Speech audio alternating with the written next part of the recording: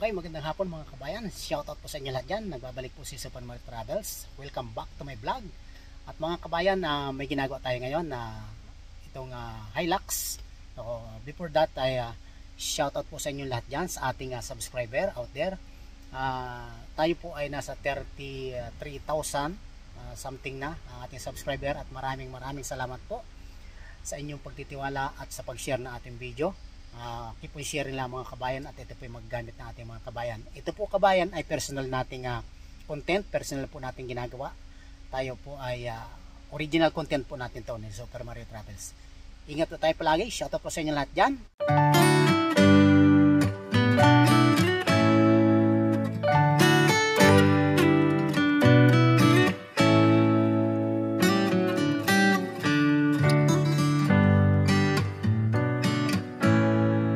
Tayo po ngayon mga kabayan ay may ginagawa, Toyota Hilux. Ito po kabayan ay pinaproba nung kasama ko. Ang gagawin natin ay papalitan natin ng clock spring. Yung clock spring po sa atin ay spiral cable dito po sa may manibela yan. But before that tayo magbaklas niyang kabayan, kailangan tanggalin natin yung negative ng battery at just 90 seconds na katanggal bago tayo mag-proceed sa ating gagawin. Okay? Ayan kabayan, oh. Yan, sinungkit natin yung butas na yan, sinungkit natin yung takip dyan. Okay? Ayan, ito yung takip dyan kabayan. Ayan, ito yung takip dyan. So sisikutin lang natin ang flat screw, yung manipis, okay? Kikita nyo kabayan, merong ano dyan, ito. Yan o. Yan, tatanggalin natin yan, dalawa yan, magkabila din yan, yan. So, ayan, tatanggalin natin yan.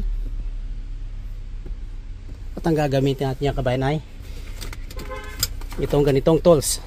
Ang gagamitin natin kabayan yan. Yan, gagamitin natin yan dyan. Pagluag counterclockwise pa rin mga kabayan. Okay, tatanggalin natin kasi manibela, pero dapat nakakabayan yan paglagay nyan. Naka tayo, naka sentro ang manibela. So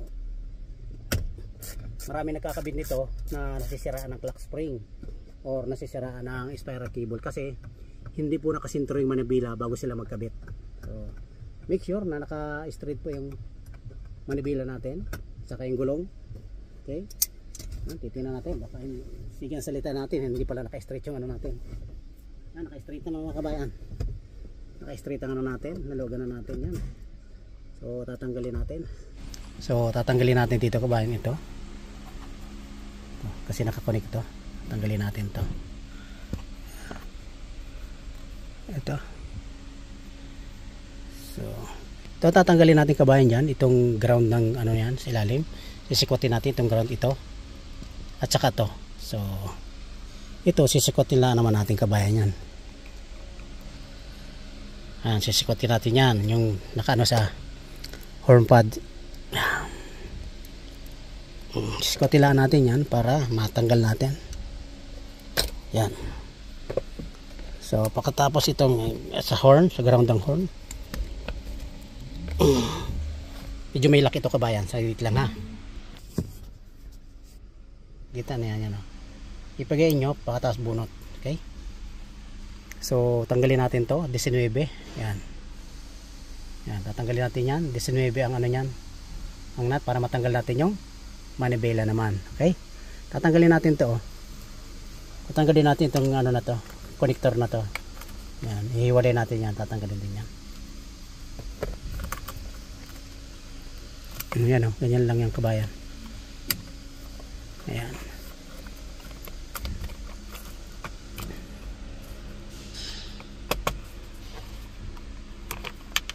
Yan, tatanggalin yan. Tapos mamaya ibabalik din natin ito mamaya doon. Diyan. Okay, mamaya ibabalik din natin. Okay, so luluwagan natin to 19.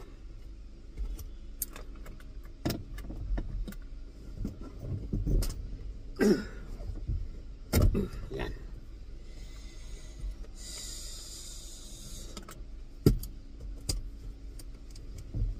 So, paglog din kabayan ay siyempre counterclockwise. So bago mas maganda kabayan, yung iba kasi pinapalo dito, pwede paluin ninyo din dyan. So yun, okay na siya. Pero Kung matigas, dahil minsan hindi madal sa palo, sa pillar po, sa saka may sa apakan dito, ikunin nyo bago iganyan nyo. Okay?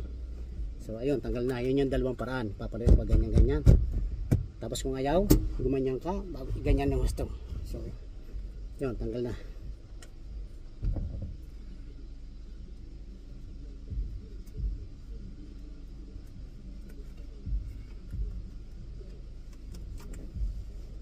Nagpapatugtog na naman, oh.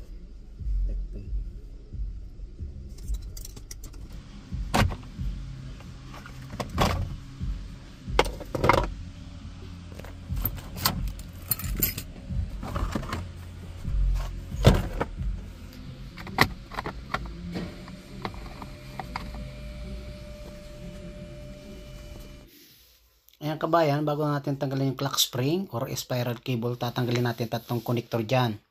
Yung kulay dilaw, yung itim, at saka yung kulay puti. Yan, bali tatlo kabayan yan. Yan, kung nakikita ninyo. Ayan. So, at saka yung isa na yan. Konektado po kasi kabayan sa ano yan, sa clock spring. Kaya, dapat po natin tanggalin. Ayun. So, natanggalan natin. Ayan, yung kulay itim, kulay yellow, at saka kulay white. Okay? So, kabayan, may tatlong lock yan. Dalawa sa gilid, yan, hinawakan ko. At saka yan, at saka yun doon sa taas. So, sisikwatin natin ang screw para matanggal yung clock spring. Ayan, nakita niyo. Okay. Ayan, sisikwatin natin. So, medyo mahirap lang kabayan ng konti kasi wala tayong tagahawak ng video natin. So, pero kung yan ay wala akong hawak na video, napakadali lang tanggalin yung kabayan. So, gusto ko lang ipakita sa inyo kung paano natin natanggal. Ayan, pinunot na natin. So, yung kabayan, natanggalan natin. So, tatanggalin natin kulay blue na yan. At ilalagay natin dun sa bago. So, hindi kasi kasama sa binili kabayan yun eh. So, kabayan ito, meron itong mark dyan. So, bali, ang ikot nito kabayan ay 5 turns. So, bawat kabila, 2.5. Pag sa kabila may ikotin, 2.5 din. Ayan, yan o, yung palatandaan natin, 5 turns yan, may 5. So, mayroon palatandaan yung, kailangan lang yung kulay yellow na yun, ilalabas din yun. So, 2.5 ang ikot niyan, ang settings niyan. So, yan. 1, 2, at kalahati. Ayan, hindi na siya maikot kasi naglalak na siya. Okay? Pag ibabalik mo, kalahati, 1, 2. Ayan. Hanggang doon lang kabayan yon. So, para hindi kayo maputulan ng clock spring, ganun lang po kabayan ng pag-settings. 2 ikot lang kabayan at kalahati. Okay? So, ito kabayan yung bagong clock spring natin. Ayan, kung nakita nyo kulay orange na lock yan. So, yung kulay blue na kabayan na yan, ililipat natin sa bago yan kasi yung bago natin binili ay hindi kasama yan. Yan. So, ayan. Yan yung angle sensor kabayan. So, ililipat natin dyan sa bago yan, yung angle sensor. Okay? So, yung kabayan, sisikutin lang natin ang 10 screw, yung manipis na screw ba. Ayan. Kasama tanggal siya, yung lock dyan. Yan. Yan yung angle sensor mga kabayan na natin tinatawag. Bago ilalapat natin dyan, may guide kabayan dyan eh, papakita ko sa inyo. So, tiyakin nyo lang kabayan na pagtanggal ninyo ay nasa same position pa rin. Ayan yung kontel. Dyan po, may dalawang guide dyan. Yan, yung tinuturo ko. Ayan kabayan yung guide para may pasok natin. Okay? So, yung tinuturo ko ba niya yung mga nagasaksakan ng konektor, yung kung saan natin binunot kanina yung konektor na kulay yellow, black, at saka white. Ayan, mag-ipus lang natin pababa. Ayan, ganyan lang kabayan kasimple yung pagkabit niyan. Ayan, okay? Ayan, tapos na. Ito, palagi naka-face sa taas, facing at the top, okay? Like that. So, kailangan mahit natin tong inagaano ng lock dito. Yan. Yan, kailangan mahit natin yan. So, ayan o. Yan, sa taas. So, tulak natin. Ito.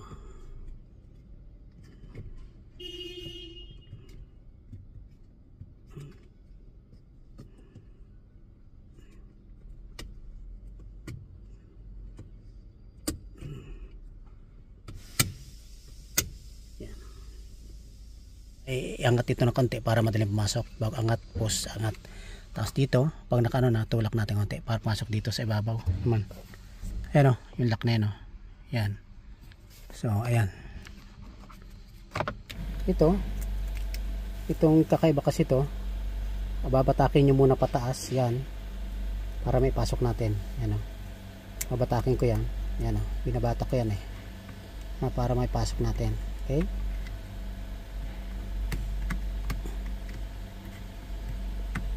Ayan, naglock na siya. Okay?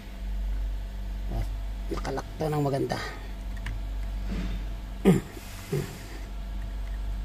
Ayan.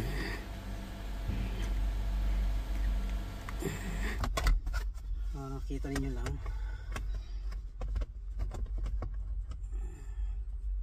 Ito kabayan, mamaya yung lock na yan puputulin natin. Igaganyan lang natin.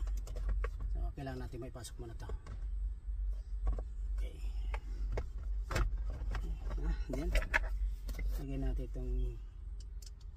dito tanggal. So, lagyan natin yung screw, Phillips screw ba yan? Ito, dalawa sa taas at isa sa baba. Kulay black, dalawa sa taas.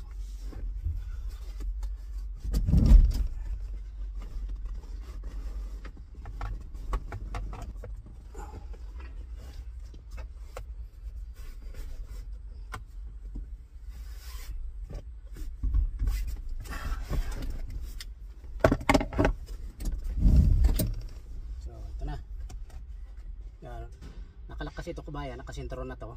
So kapag ganitong bago kasi kabayan, hindi na kayo magsiset. Nakasintro na yan, nakasit na yan. So kaya meron lock yan. So para sa during packing o delivery ay hindi umikot to. So may lock to talaga. Yung putulin lang yan.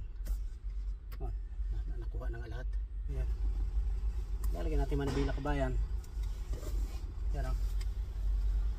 Sa taas.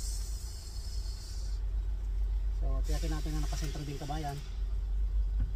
Tiyakin natin nakasintro yung manibila pag siya lapak. Yan.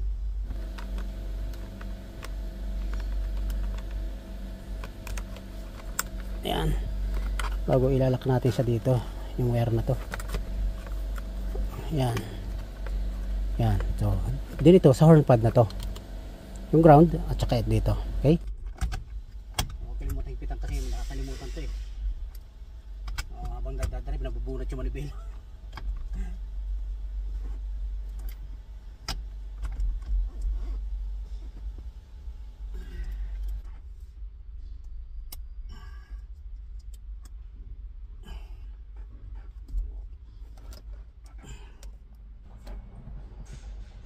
Ito mga kabayan, pag sinasakyan yan, pusin nyo ng todo ito.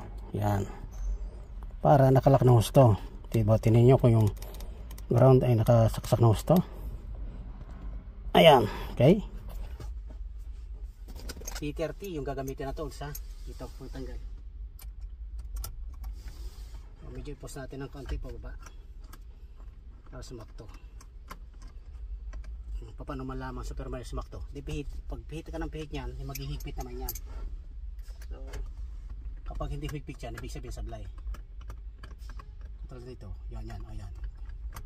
Nararamdaman mo pag kumapit eh. Okay?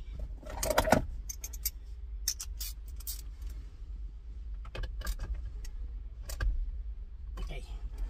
Masyado na higpit.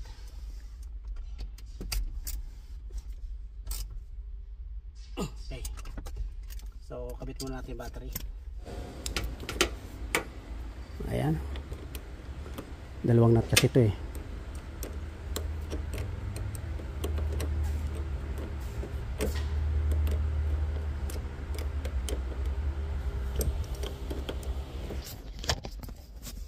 So, pinatay ko kasi diba nagana tayo ng battery.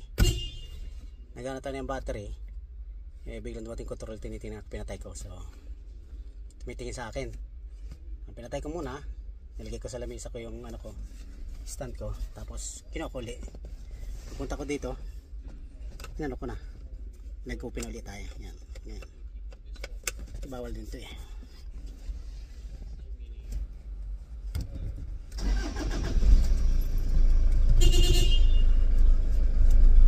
Tapos ikot-ikutin natin, busina. check natin, di ba?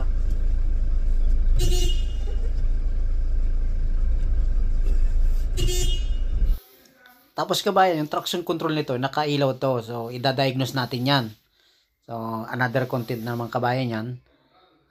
Hindi natin alam kung magagawa natin. Pero, alam ko may nagawa na tayong video nito sa in-upload natin sa YouTube channel natin.